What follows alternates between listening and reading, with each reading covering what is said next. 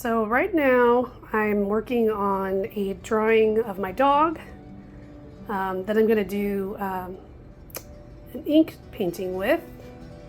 And I toned the paper with watercolor. I'm just testing that as an option right now because I really like this paper, but as far as I know it doesn't come in toned. And so I just want to see what that looks like. This is more of a test drawing than anything else. I'm trying to decide what I'm going to do for Inktober, if I'm going to use this notebook or if I'm going to use a different notebook. Say hello, little mouse. You gotta use the camera. Okay, so this is getting a lot closer.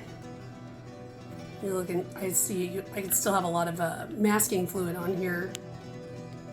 I did that mostly because I wanted to have some of the white hair come through and not get covered up with black ink, and I knew I'd probably forget to fix that, honestly.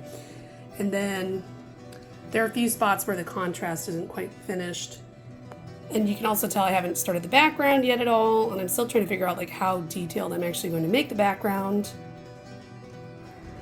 So I've reached the point here where I am ready to add the highlights. So I made sure to put all the emphasis on the foreground with my dog, and everything else is kind of, it's there, but I didn't do much detail. I just kind of made the bare minimum there so you could kind of tell there were leaves and like a puddle back there and that kind of a thing. So what I'm going to do is I'm going to take this pen and I'm going to attempt to draw in the hair. So this is the original picture I'm working from, so you can see. So I'm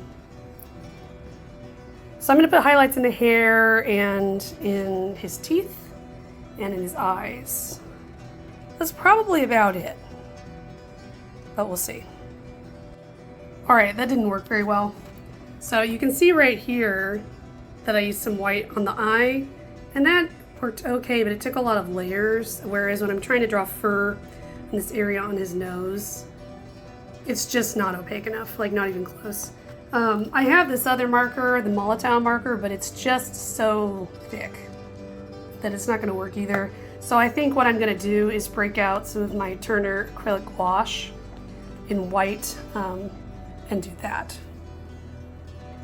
with a paintbrush. So we'll see. I still feel like the white highlights in some of these places could be a little brighter, like on the forehead. So I'm going to take the Molotow marker now and just highlight those parts.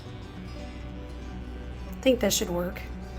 One thing I'm learning here is that I toned the paper, but I didn't make the tone dark enough. So when I put white on there, it's just not popping the way I would like. Now that this has had some time to dry, I can see that I need to add some lowlights here into the fur. So I'm going to do that, and I think that'll probably be the last thing that I need to do. Okay, it's finished. I think adding the lowlights is what I really needed to kind of make that white pop a little bit better.